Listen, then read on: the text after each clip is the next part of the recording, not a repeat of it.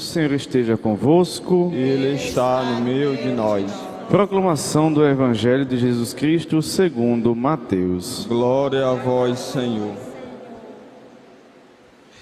Enquanto Jesus estava falando, um chefe aproximou-se, inclinou-se profundamente diante dele e disse: Minha filha acaba de morrer, mas vem, impõe tua mão sobre ela e ela viverá. Jesus levantou-se e o seguiu junto com seus discípulos. Nisto, uma mulher que sofria de hemorragia há 12 anos, veio por trás dele e tocou a barra do seu manto. Ela pensava consigo: se eu conseguir ao menos tocar o manto dele, ficarei curada. Jesus voltou-se e, ao vê-la, disse: Coragem, filha, a tua fé te salvou. E a mulher ficou curada a partir daquele instante. Chegando à casa do chefe, Jesus viu os tocadores de flauta e a multidão alvoroçada e disse: Retirai-vos, porque a menina não morreu, mas está dormindo. E começaram a caçoar dele. Quando a multidão foi afastada, Jesus entrou, tomou a menina pela mão e ela se levantou. Essa notícia espalhou-se por toda aquela região. Palavra da salvação. Glória a vós, Senhor. Meus irmãos e minhas irmãs, nessa segunda-feira da 14ª semana do Tempo Comum, Nosso Senhor vem nos cobrar uma reflexão sobre a nossa fé, ou como nós enxergamos a pessoa de Deus nas nossas vidas, ou a ação de Deus nas nossas vidas. Porque é bom refletir, porque a gente, se não reflete, nós caímos em qualquer bocada, em qualquer mão, achando que é mão de Deus, mas muitas vezes não é. Vamos começar pelo Evangelho, depois nós subimos para as outras leituras. No Evangelho de hoje nós temos dois momentos fortes de mudança de vida para alguém. No primeiro, Jesus está com seus discípulos, vem um chefe tranquilo, calmo, chega no ouvido dele e diz: Mestre, a minha filha acaba de morrer. Veja, ele em nenhum momento chega fazendo alardes, zoadas, desespero. Não. Quem confia no Senhor sabe que quando se pede uma graça, a graça já foi alcançada. E aqueles que confiam realmente em Deus, nada abala. Aí veja, ele foi até Jesus sem fazer nada de alarde, sem enfeitar palavras, sem fazer arrudeio. Ele foi direto ao coração de Jesus e disse: Minha filha acaba de morrer. Vem, impõe tua mão sobre ela e ela viverá. Veja, o tamanho da fé de um homem. Porque muitos que andavam o tempo todo com Jesus não acreditavam no poder e na força de Jesus. Mas esse homem, que com certeza era daqueles discípulos lá distante, que ninguém nem sabia que era discípulo de Jesus, vem tranquilamente, se inclina até Jesus e pede a ele: impõe a mão sobre a minha filha e ela viverá. Segundo ponto de hoje, havia uma mulher que estava em hemorragia há 12 anos. Há 12 anos. Nós homens nunca vamos saber o que é isso. E graças a Deus, porque a gente é muito mole e muito fraco. Mas as mulheres sabem o quanto isso é preocupante, o quanto isso aflige, o quanto isso interfere em tudo na vida, na paz, na autoestima, em tudo. Imagina passar por isso durante 12 anos. Como não está a saúde física dessa mulher, a saúde mental dessa mulher e a saúde espiritual dessa mulher. Mas veja, mesmo 12 anos de sofrimento, ela faz do mesmo jeito que o chefe. Chega tranquila e diz: se ao menos eu tocar na barra do manto eu serei curada. Nosso Senhor volta para ela e diz: coragem, filha, a tua fé te salvou. Tendo esses dois exemplos, bem simples e bem rápido, que Mateus nos dá, a gente percebe que nenhuma cura se alcança fazendo zoada, alardes, bagunça, gritarias. Veja como os dois pediram a graça ao Senhor. Um se inclina humildemente e diz: põe a tua mão sobre a minha filha que estava morta e ela viverá. A outra que poderia chegar desesperada, e era justo que ela chegasse desesperada, porque são 12 anos de sofrimento. O pai a mesma coisa, era justo que chegasse desesperado, mas não chegou. Nenhum dos dois chegou desesperado, porque sabiam que em Cristo estava a última palavra de suas vidas. E muitas vezes, quando a gente vai pedir a Jesus alguma coisa, a gente arrodeia, a gente dá umas 3 voltas ao redor do mundo para chegar no que queremos dizer. E muitas vezes a gente acha que vamos conquistar o coração de Jesus inventando umas lágrimas, uma lamúria. Não. Nosso Senhor reconhece quando o choro é sincero. Nosso Senhor reconhece quando realmente estamos em dor. Ele reconhece. Ele sabe como é cada um de nós. Não precisa a gente querer se fantasiar e enganar Jesus. Ele sabe quem é cada um de nós. Então não precisa. Veja como foi que cada um foi buscar aquilo que mais precisava para a sua vida e para a vida de outro. Segundo ponto para refletir hoje. Tenham cuidado ao ir e colocar confiança em muitos cristãos que oferecem curas, milagres, em zoadas, em alardes, muita gritaria, muitas palavras. Veja como Jesus fez. A mulher estava em hemorragia durante 12 anos. Ele sabe que se um homem tocar uma mulher nesse estado, é dado como impuro para o povo judeu. Ele não diz: se afaste, faça zoada. Não vê nem os discípulos fazendo zoada. Ele só vira para ela e diz: coragem, filha, a tua fé te salvou. A tua fé te curou. Veja, fez zoada? Não. Fez um monte de palavras como quem quer fazer um show de mágica? Não. Não. Ele só virou para a mulher e confirmou a ela que o que curou foi a fé que ela tinha nele. E muitas vezes a gente vai atrás de Jesus esperando um show pirotécnico, o céu se abrir, os anjos descer, fazer todo um negócio. Não é assim. Não é assim. E isso são os charlatões deste mundo, é quem age dessa forma. E isso são aqueles que se transvestem de missionários de Cristo, missionários de cura de Cristo. Esse sim, mas quem realmente conhece a sagrada palavra de Deus, essa pessoa, ela sabe como Jesus age na vida de cada um. Nosso Senhor, Ele age na simplicidade, e na sua simplicidade Ele mostra para o mundo a sua grandiosa majestade.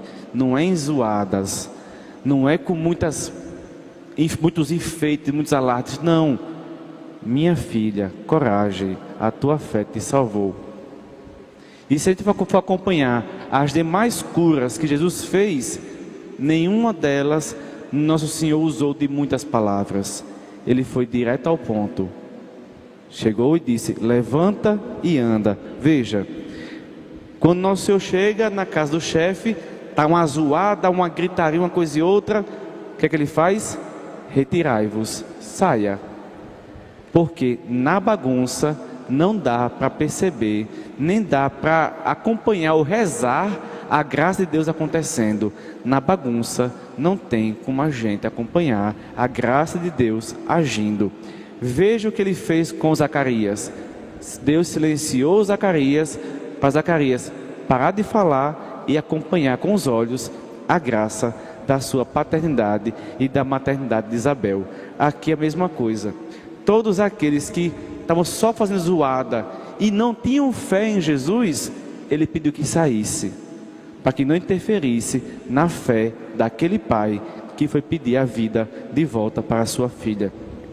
Aí veja, se para uma hemorroíça ele virou e disse: coragem, filha, para que morreu, ele poderia fazer um show, fazer massagem cardíaca e balançar e fazer uma zoada toda. Mas olha o que ele fez. Ele olhou para a jovem, tocou e disse: levanta-te. Veja, Jesus entrou, tomou a menina pela mão e ela se levantou. Só isso, sem fazer zoadas, sem fazer um show. Mas a gente só acredita nesta terra quando alguém faz um show para mostrar que a graça de Deus está acontecendo.